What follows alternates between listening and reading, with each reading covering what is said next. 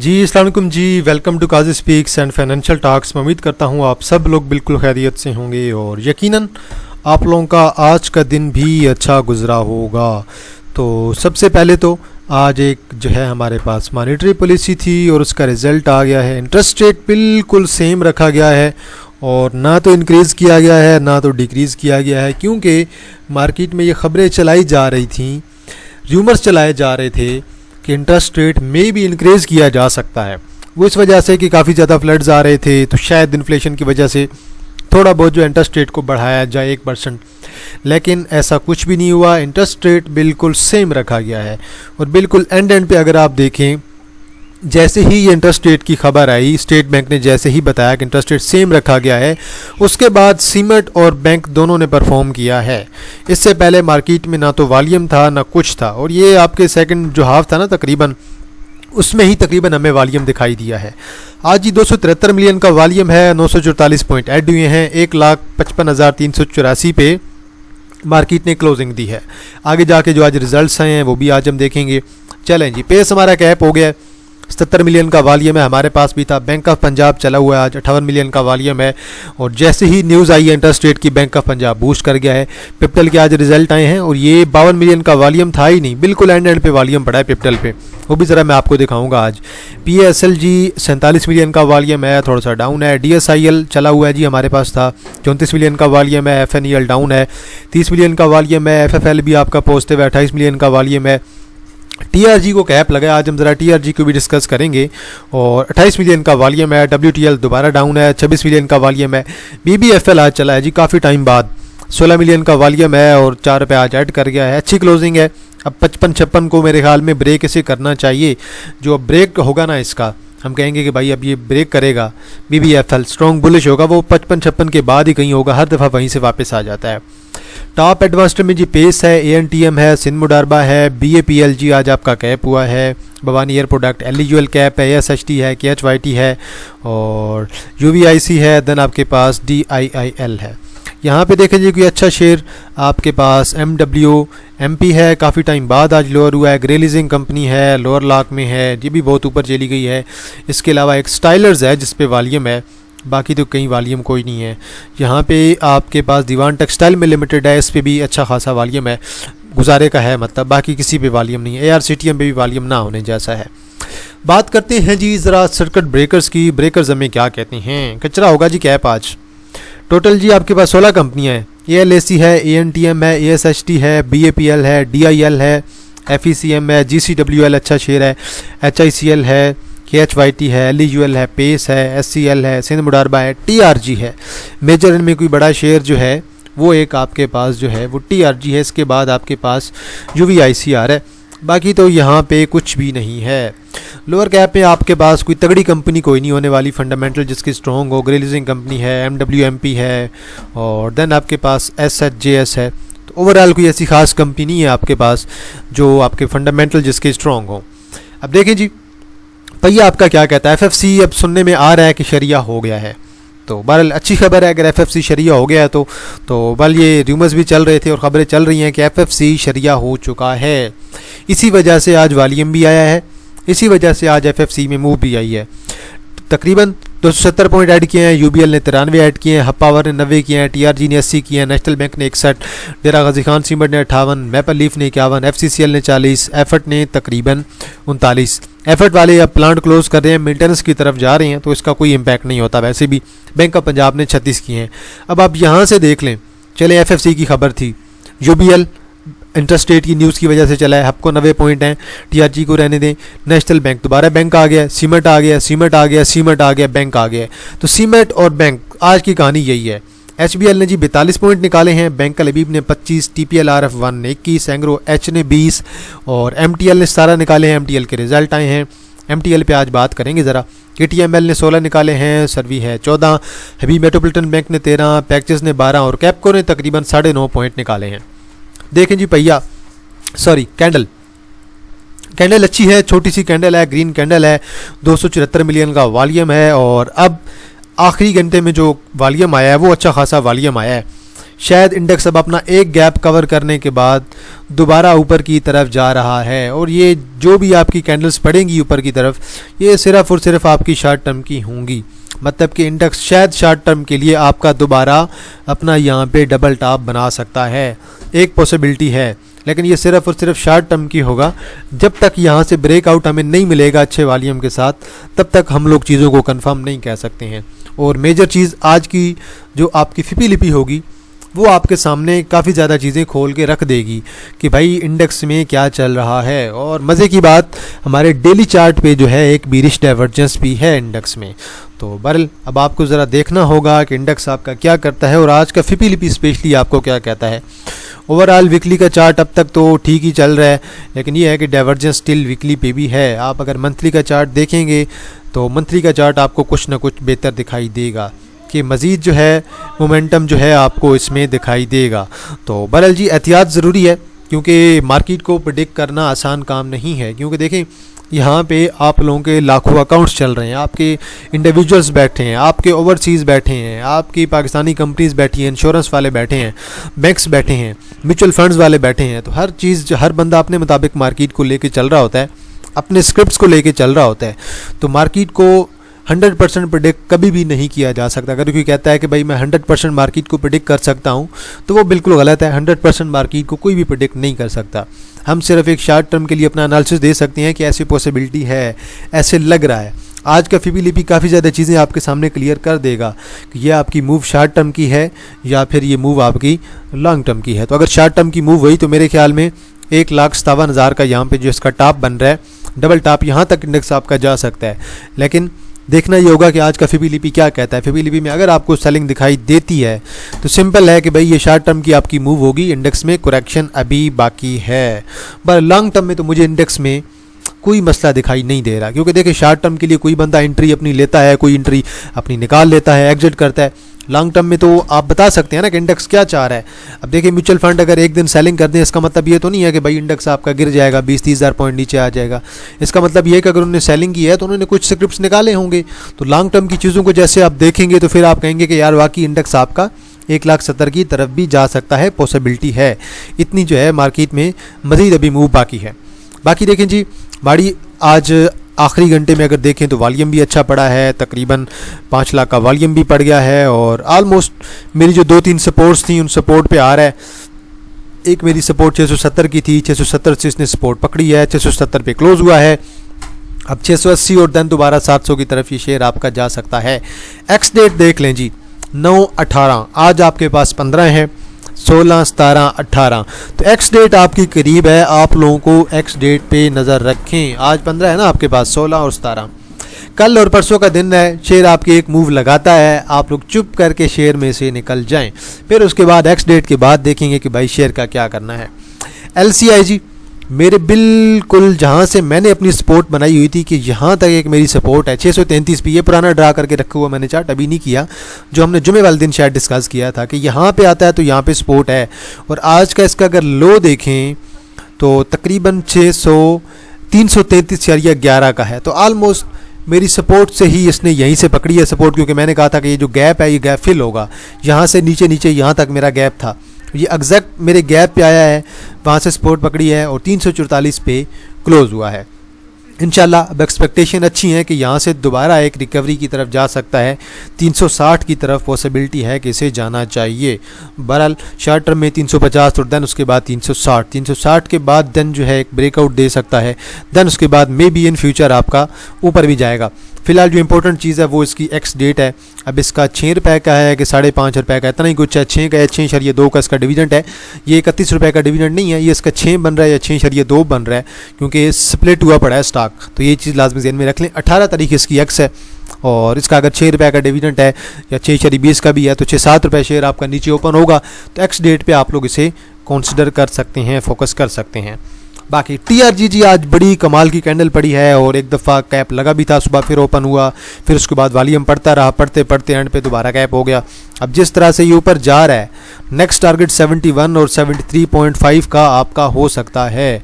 अगर उसे क्रॉस करेगा, हम कहते हैं कि भाई ये 73.5 को क्रॉस कर जाता है, उसके बाद हम लोग अपने नेक्स्ट टारगेट देखेंगे कि यहाँ से ब्रेकआउट के बाद क्या ये शेयर अब आपका 83 की तरफ जाता है या 85 की तरफ जाता है? करंटली इसे ब्रेक करना ज़रूरी है क्योंकि ये बड़ा इंपॉर्टेंट लेवल है। देखें ना, यहाँ पे देखें, यहाँ पे भी विक्स पड़ी हुई है, कैंडल पड़ी हुई है, यहाँ पे भी विक्स और कैंडल पड़ी हुई हैं।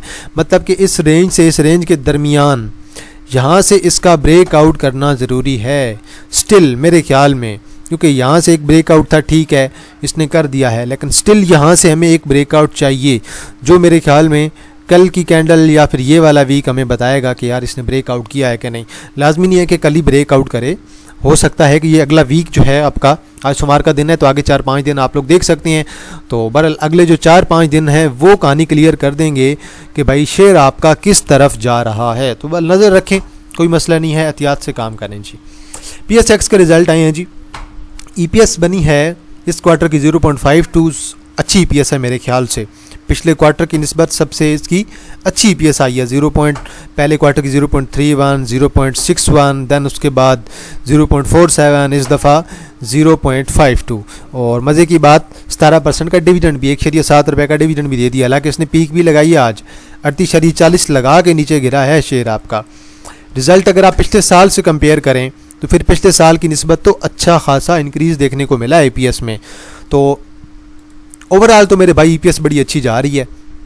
अब शेयर अगर इस लेवल से ऊपर ऊपर रहे एक्स डेट से पहले तो शेयर आपका बहुत सॉलिड है, शेयर आपका परफॉर्म करेगा। मज़ीद इसमें जो है पॉसिबिलिटी है। ग्रोथ के लिहाज से तो शेयर अच्छा जा रहा है यार अब तक। तो अगर 1-2 क्वार्टर देखें ना, फिर आप कहेंगे कि यार शेयर की ग्रोथ भी अच्छी है। बल यहाँ से 35 को ब्रेक इसे नहीं करना चाहिए। 35 तक तो ठीक है, 35 से आपका 1 रुपये नीचे का स्टॉप लॉस हो सकता है। 35 तक रहे तो ठीक है, यहाँ से करेक्शन पकड़ के मे भी एक्सपेक्टेड होगा कि यार ये शेयर अपना एक नया हाई भी लगा सकता है। बल करंटली आप लोग इस चीज़ को नज़र में रखें, ये चीज़ आपकी करंटली वर्क कर रही है और इसी चीज़ पे ही आप लोगों की नज़र होनी चाहिए कि यार ये टेक्निकली जो है इस चीज़ को फ़िलहाल तक फॉलो कर रहा है। अभी तक जो है अगर इस चीज़ को फॉलो करता है, दोबारा नीचे से आके अगर सपोर्ट पकड़ता है तो ठीक है, बेहतर है, फिर यहाँ से दोबारा रिवर्सल पॉसिबल होगा। तो बहरहाल आप लोग इसे 34.5 की सपोर्ट कंसीडर कर सकते हैं और स्टॉप लॉस आप लोग अपना जो है 33 से नीचे एडजस्ट करके रखें ताकि आप लोगों के लिए बेहतर होगा। ये इसका कलर भी मैं जो है रेड कर देता हूँ। तो यहाँ से एक पॉसिबिलिटी है कि यहाँ से अगर दोबारा ऊपर जाता है तो शायद अपना नया हाई कहीं जाके ये 41-42 पे लगाए और उसके बाद देन इससे ट्रेंड लाइन को ब्रेक कर जाता है तो फिर तो बड़ा स्ट्रॉन्ग बुलिश हो जाएगा ये शेयर आपका। पर मैं तो रिज़ल्ट्स से जो है बड़ा खुश हूँ, मुझे तो रिज़ल्ट्स ओवरऑल बड़े अच्छे लग रहे हैं।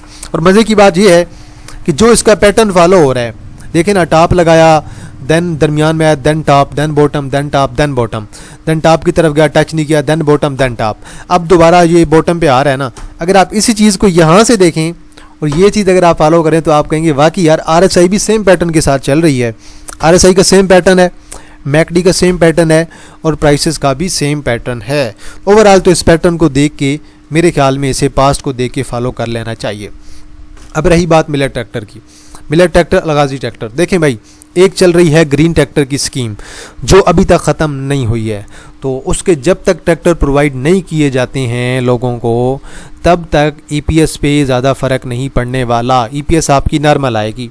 अब देखें यार, एक चीज़ जब आपको डिस्काउंट पे मिल रही है, गवर्नमेंट आपको जो है सब्सिडी दे रही है, तो फिर आपको क्यों चीज़ आप कंपनी के पास जाएं, उनके पास महंगी लें। 22-25% का तो होगा ना डिस्काउंट आपको गवर्नमेंट की तरफ से, तो अच्छा खासा आपको डिस्काउंट मिल रहा है पब्लिक को, तो किसान क्यों जाएंगे गवर्नमेंट के पास, सॉरी मिलर ट्रैक्टर के पास, अलगाजी ट्रैक्टर के पास। सोचने की बात है, जब डिस्काउंट मिल रहा है तो लोग वेट करेंगे कि यार डिस्काउंट पे चीज़ों को लें। तो इसीलिए जो EPS आई है फाइनल ईयर की, अगर आप क्वार्टरली देखें 6.69 की, टोटल EPS साल की बनी है 31.70 की, 15 रुपये का इन्होंने डिविडेंड दे दिया है आपको। और इससे पहले यहाँ पे भी देखें तो 45 रुपये का, तो यहाँ पे इन्होंने डिविडेंड दे दिया है। तो कमाया तो उन्होंने कुछ नहीं है, जो कमाया है उससे उल्टा काफ़ी ज़्यादा आपको ही दे दिया है। तो मिलर ट्रैक्टर ने अपने पास तो कुछ रखा नहीं है। और ये मिलर ट्रैक्टर का सारी हिस्ट्री है कि अगर आप बैकग्राउंड में जाएंगे, इसका पास देखेंगे, हर दफ़ा ये ऐसे ही करते हैं। EPS अच्छी आती है या नहीं अच्छी आती है, ये अपना डिविडेंड आपको साथ साथ देते रहते हैं। यहाँ भी देख लें आपको, हालांकि हाफ ईयर की EPS बन रही थी 29, इन्होंने 25 का तो डिविडेंड दे दिया आपको। और ये हर दफ़ा ही ऐसे होता आ रहा है, ये जो कमाते हैं वो आपको दे देते हैं। ये पिछले साल इन्होंने यहाँ पे देखें जी, इन्होंने कमाया हुआ था 18.53, 18 रुपये, उसमें से इन्होंने जो है 15 का जो है वो डिविडेंड दे दिया है। तो हमेशा से ऐसे ही करते आ रहे हैं मिलर ट्रैक्टर वाले, डिविडेंड के लिए और कैपिटल गेन दोनों के लिए बहुत बेस्ट है। अब करंट जो सिनेरियो है शेयर आपका 750 को टच करने के बाद शेयर आपका मूव कर रहा है 550 पे, तकरीबन शेयर आपका अपने पीक से 200 रुपये नीचे मूव कर रहा है। अब आपको क्या लगता है कि यार इसकी सेल्स कब बड़ी होंगी, कब सेल्स में इंक्रीज़ देखने को मिलेगा, ईपीएस बढ़ेगी? अब सिंपल सी बात है भाई, एक तो आप ये देखें कि फ़िलहाल ग्रीन ट्रैक्टर स्कीम चल रही है, फ़ेज़ 2 चल रहा है, फ़ेज़ 2 ख़त्म होगा, गवर्नमेंट मिलर ट्रैक्टर से भी ट्रैक्टर लेगी अच्छे खासा। मेरे ख्याल में मैक्सिमम ट्रैक्टर जो हैं वो मिलर ट्रैक्टर से लिए जाएंगे, मतलब कि अब जितने भी हैं 20,000 हैं उसमें से 11,000 लेते हैं, 12,000 लेते हैं, क्योंकि मिलर ट्रैक्टर की मांग बहुत है, इनके ट्रैक्टर अच्छे भी हैं, पायदार भी हैं और ज़्यादा प्राइसेस भी नहीं हैं। इसी तरह आप वो बेलारस है या बेलारूस है जो भी आप पढ़ते हैं, उसकी अगर आप देखेंगे तो उसकी प्राइसेस भी बहुत आई हैं। हालांकि वो बहुत जनान ट्रैक्टर है, बहुत पुख्ता है, मजबूत है, लेकिन वो बलूचिस्तान वाली साइड पे चलता है, उस एरिया में सख्त जो एरिया होते हैं। अब जैसे अटक की बात करें तो अटक में जो है, मैं तो जहाँ तक नोट किया है, यहाँ पे ज़्यादातर लोग जो अलगाजी ट्रैक्टर की तरफ जाते हैं। हालांकि पूरे पंजाब में ज़्यादा ट्रैक्टर जो है वो मिलर ट्रैक्टर के यूज़ होते हैं, प्राइस भी अच्छी है, क्वालिटी भी अच्छी है। और वैसे भी आजकल एक जो है अलगाजी ट्रैक्टर का जो एक ट्रैक्टर है, मैं देख रहा था उसका मॉडल भी, उसका जो है डिज़ाइन बड़ा प्यारा है, तो वो आजकल बड़ा मशहूर हुआ पड़ा था। तो बहरहाल जी, अब सेल जो है आपकी ऐसे नहीं आने वाली हैं, थोड़ा टाइम लगेगा। और ऊपर से सैलाब की वजह से लोगों को काफ़ी ज़्यादा नुकसान भी हुआ है, उस वजह से भी थोड़ा बहुत इम्पैक्ट पड़ेगा। उस वजह से इम्पैक्ट पड़ेगा मिलर ट्रैक्टर से डायरेक्ट ट्रैक्टर बाय करने में। और रही बात ग्रीन ट्रैक्टर स्कीम की, तो लोगों ने ऑलरेडी जो है इतनी ज़्यादा एप्लीकेशन दी हुई हैं कि भाई जिसका नाम निकलेगा उसे ही जाके ट्रैक्टर मिलेगा डिस्काउंट पे। तो बहरहाल वो ट्रैक्टर तो बिकने ही बिकने हैं। तो बहरहाल जी, इंशाल्लाह आने वाले 2-3 माह के बाद मुझे लग रहा है कि मिलर ट्रैक्टर बहुत आउटस्टैंडिंग परफॉर्मेंस देगा, अलगाजी ट्रैक्टर भी इंशाल्लाह बहुत अच्छी परफॉर्मेंस देगा। 560 पे मिलता है, 550 पे मिलता है, 530 पे मिलता है, भर लेना चाहिए मेरे ख्याल से। तो टेक्निकली बड़ा सॉलिड चीज़ है, फंडामेंटल्स बड़े सॉलिड हैं। अब टेक्निकल्स अगर आप देखें, फंडामेंटल देखें, तो मुझे तो करंटली हर चीज़ बेस्ट लग रही है। सिर्फ जो रुकावट है वो एक ही है, ग्रीन ट्रैक्टर स्कीम फ़ेज़ 2 जब वो ख़त्म हो जाएगी इंशाल्लाह आपको भी इसमें इम्प्रूवमेंट दिखाई देंगी। चलें जी, बात करते हैं सिमेट्री की। ईपीएस ठीक है, इतनी बुरी भी कोई नहीं थी, 0.08 की ईपीएस है, मतलब क्वार्टर वाइज जो है ईपीएस अच्छी नहीं आई, सालाना में तो ईपीएस में इंक्रीज़ ही था। और आज देखें जी, तकरीबन 5% का इसका डिविडेंड भी है, 0.5 का, आधे रुपये का। और ओवरऑल अगर आप देखें, अब ये इसकी जो है ना, आप एक चेक कर लीजिएगा कि इसकी जो फेस वैल्यू है वो शेयर की कितनी है, अब एग्जैक्ट मेरे जहन में नहीं आ रहा। तो 5% का इसका डिविडेंड है, 0.08 इन्होंने इस क्वार्टर में कमाया है, टोटल ईपीएस बनी है 0.59। अब इनका ज़रा पिछले साल पे जाएं, ज़रा मुआयना करें, देखें ज़रा, 0.52 कमाया था, 1 रुपये का डिविडेंड था पिछली बार इनका, और इस दफ़ा 0.52 कमाया है, इस दफ़ा यहाँ पे 0.59 कमाया। थोड़ी बहुत ईपीएस इंक्रीज़ हुई है तो डिविडेंड इन्होंने कम कर दिया। बल वो जितना कमाया है उतना ही देंगे ना आपको, अब सारे तो सारा तो आपके साथ शेयर नहीं कर सकते हैं। अभी रिसेंटली साल 1.5 ही हुआ है कंपनी को मार्केट में आए हुए। तो बहरहाल जी, अभी अपने ये बॉटम लगाने के लिए आ रहा है, दोबारा अपॉर्चुनिटी देगा आपको यहाँ पे तकरीबन 14.40 के राउंड अबाउट। अभी 15.25 पे है, अभी भी हालांकि बुरी प्राइस पे नहीं मिल रहा, बिल्कुल भी बुरी प्राइस पे नहीं है। आपको अपॉर्चुनिटी दोबारा शेयर देगा, बस आप लोगों ने उस अपॉर्चुनिटी को अवेल करना है कि लॉन्ग टर्म के लिए आपकी दोबारा अपॉर्चुनिटी अच्छी आएगी। ओवरऑल फंडामेंटल्स इसके अच्छे हैं, फंडामेंटल्स इतने बुरे नहीं हैं। तो आपको अगर अपॉर्चुनिटी यहाँ से देता है तो फिर दोबारा यहाँ से रिवर्सल पॉसिबल होगा 17 का। अब अगर ये देखें, ये सारा इसका कंसोलिडेशन फेज़ चल रहा है, ये कंसोलिडेशन ही चल रही है।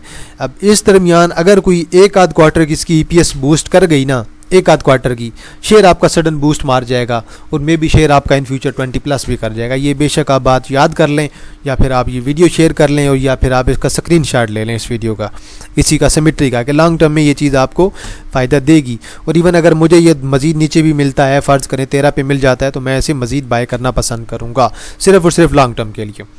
कैप्को के रिजल्ट आए हैं जी, इस क्वार्टर की ईपीएस आई है 0.15, सालाना ईपीएस बनी है 2.88, और डिविडेंड दिया है इन्होंने 2.5% का। एज एक्सपेक्टेड डिविडेंड कम हो गया है, क्योंकि अब देख लें कंपनी का फ्यूचर कोई नहीं रहा, क्योंकि पावर सेक्टर अब आलमोस्ट जो है हमारा ख़त्म हुआ पड़ा है। अब या तो सारे हब्कों की तरह बन जाएं, अपना बिज़नेस प्लान चेंज करें, नए बिज़नेस की तरफ जाएं और फिर उसमें कामयाब हो ना हो वो अलग बात है। अब हब्को जैसे कामयाब हुआ अपने बिज़नेस में, उन्होंने तो देखे ना BYD के साथ डील की है, तो वो उनके साथ जो कॉन्ट्रैक्ट है वो बहुत बड़ा कॉन्ट्रैक्ट है, बड़े लेवल का कॉन्ट्रैक्ट है, और वो आपका लॉन्ग टर्म में जो है आपकी एक सोने की चिड़िया है। पावर रखी रखें, डिविडेंड देता है, लेते रहें, चुप करके पड़ा रहे लॉन्ग टर्म में। और बहरहाल जी, अभी इसे यहाँ से 35 को ब्रेक नहीं करना चाहिए, 35 से नीचे आप लोग अपना स्टॉप लॉस एडजस्ट कर सकते हैं। बाकी यहाँ से अगर टेक्निकली ब्रेक कर जाता है 38 को, तो शायद आपकी अगली रैली बड़ी स्ट्रॉन्ग बुलिश भी हो सकती है। लेकिन करंटली जो सिनेरियो है, इनका जो कॉन्ट्रैक्ट चल रहा है वो मेरे ख्याल में IPBs का जो इनका जो कॉन्ट्रैक्ट है 2027 तक इनका कॉन्ट्रैक्ट चल रहा है, तो 2027 तक तो ये ठीक है। बाकी आप देख लीजिएगा, आप इस पर रिसर्च कर लीजिएगा कि कैप्को का जो प्लांट है वो कैसे चल रहा है और क्या उसकी कैपेसिटी वगैरह है, और बाकी आप लोग इसके बारे में डिटेल में देख सकते हैं। बाकी इनके पास रिजर्व्स बड़े पड़े हैं, जो इनके पास रिजर्व्स पड़े हैं वो उसमें से ही आपको अच्छा खासा डिविडेंड दे रहे हैं काफ़ी टाइम से। कैपिटल के रिजल्ट आए हैं जी, तकरीबन 53 मिलियन का वॉल्यूम बढ़ा है। इस क्वार्टर की EPS बनी है 0.01 और आपको 2025 में EPS बनी है -0.14, जो कि मुकम्मल तौर पे लॉस में रहे हैं। अब अगर आप इसका चार्ट देखेंगे ज़रा और लास्ट पे इसका चार्ट देखें ज़रा, इस पे ज़रा 1 मिनट का ये चार्ट है, ये 15-24 मतलब 3-24 पे इस पे वॉल्यूम पड़ा है। फिर अगले अगर आप देखें 25 पे देखें 6 मिलियन का, उसके बाद देखें 2.5 मिलियन का, उसके बाद देखें तकरीबन 5.5 मिलियन का। तो ये सारे का सारा वॉल्यूम आपका एंड पे बढ़ा है, ये यहाँ से लेकर और यहाँ तक ये आपका सारा वॉल्यूम बढ़ा है। इससे पहले शेयर में वॉल्यूम कोई नहीं था। तो बहरहाल जी, लॉन्ग टर्म की अगर हम बात करें तो लॉन्ग टर्म में इसके जो है टारगेट्स 18-20 के हैं मेरे पास, कि भाई टेक्निकली ये चीज़ें पॉसिबल हैं। तो बल ये अपना गैप कवर करने के लिए दोबारा यहाँ पे आपको अपॉर्चुनिटी दे सकता है 12.15 पे, और देन उसके बाद 11 पे। ये आपकी दो एक अच्छी सपोर्ट के तौर पे काम कर रही हैं करंटली। लॉन्ग टर्म में तो ठीक है, टेक्निकली सिर्फ चलेगा। अब अगर आप देखते हैं कि फंडामेंटल्स इसके इंप्रूव होंगे कि नहीं, तो रेकोडेक के साथ भी इसका थोड़ा बहुत नाम जुड़ रहा है, तो वो देन फिर लॉन्ग टर्म में आपको जो है इसका इंशाल्लाह फ़ायदा होगा। तो बहरहाल आप इसे अगर लॉन्ग टर्म में कंसिडर करते हैं फिर तो ये आपका मेरे ख्याल में बेहतर है, और आपको अगर अपॉर्चुनिटी देता है नीचे की तो आप लोग इसे बाय कर सकते हैं। तो बहरहाल जी, ये कुछ शेयर्स थे और इनका एनालिसिस मैंने आपको कर दिया है। स्पेशली मैं रिज़ल्ट्स आप लोगों के साथ शेयर करना चाह रहा था कि आज इन कंपनियों के रिज़ल्ट्स आए हैं, उसमें कुछ के रिज़ल्ट्स बेहतर आए हैं, कुछ के रिज़ल्ट्स बेहतर नहीं आए हैं। इससे पहले शायद जो है BF एग्रो का भी रिज़ल्ट आया था मेरे जहन से उतर गया है, लेकिन मैं देख रहा था BF एग्रो के रिज़ल्ट्स भी उस दिन, जो सालाना के आखिरी क्वार्टर की EPS आई थी 0.27 आई थी, डिविडेंड वगैरह कुछ भी नहीं दिया। उसके बाद रेड कैंडल पड़ी, आज दोबारा ग्रीन भी पड़ गई, हालांकि रिज़ल्ट कोई इतने अच्छे कोई नहीं थे, और अब इसमें एक बीरिश डाइवर्जेंस भी पड़ रही है। तो रिज़ल्ट इतने अच्छे कोई नहीं आए हैं BF एग्रो के, वो आखिरी क्वार्टर के अच्छे नहीं है, बाकी ओवरऑल साल के रिज़ल्ट्स बड़े अच्छे हैं। तो अगर ये आपकी चीज़ फॉलो होती है लॉन्ग टर्म में फिर तो ठीक है। अगर आपको ये यहाँ से कहीं पे नीचे मिल जाता है 38 के राउंड अबाउट, यहाँ से आप लोग इसे लॉन्ग टर्म में कंसिडर कर सकते हैं। बल अभी शेयर अगर आप लॉन्ग टर्म में देखते हैं तो मार्केट रेट पे अच्छा है। अगर आप कहते हैं कि मैं 1-2 साल के लिए बाय कर रहा हूँ, ठीक है। शॉर्ट टर्म में मेरे ख्याल में आपको थोड़ा बहुत वेट करना चाहिए। पिछले साल में 3.41 की EPS थी और इस बार EPS बनी है 3.68, मतलब कि पिछले साल की निस्बत EPS में इंक्रीज़ ही देखने को मिला है। और ये वही अंडों वाली कंपनियां मेरे भाई। आज एक नेटसोल की बोर्ड मीटिंग अनाउंस हुई है, 22 तारीख को है जी अब आपकी नेटसोल की मीटिंग। अब आप नेटसोल पे मेरे ख्याल में नज़र रख सकते हैं। अब एक्सपेक्टेड EPS नेटसोल की भी बहुत नॉर्मल सी आने वाली है, कोई एक्सट्रीम किस्म की नहीं आने वाली है, क्योंकि IT सेक्टर वैसे ही आगे हमारा तबाह हुआ पड़ा है। अगर आप कहते हैं कि लॉन्ग टर्म में चीज़ लेनी है जो कि बेस्ट हो, जिसमें कोई मसला ना हो, तो फिर मेरे ख्याल में सिस्टम से अच्छी कोई कंपनी आपको इस सेक्टर में नहीं मिलने वाली है। तो बहरहाल जी, आज के लिए इतना है जी। तो अगर आप लोगों की नज़र में कोई शेयर होता है, आप लोगों ने कमेंट सेक्शन पे ज़रूर मेंशन करना है, वीडियो को लाइक करना है और बेल आइकन को आप लोगों ने ज़रूर प्रेस कर देना है।